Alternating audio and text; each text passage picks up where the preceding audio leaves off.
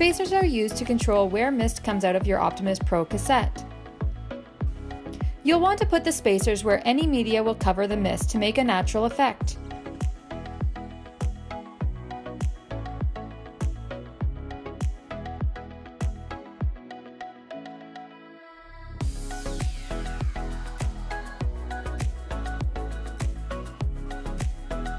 Notice you can get two different types of mist effects based on which flame insert type you use. The slots create thinner, taller flame effect, while the spacers create larger, wider flames. The Opti-Myst cassette can also be used with LED logs.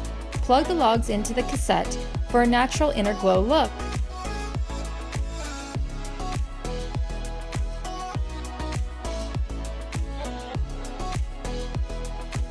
Thanks for watching.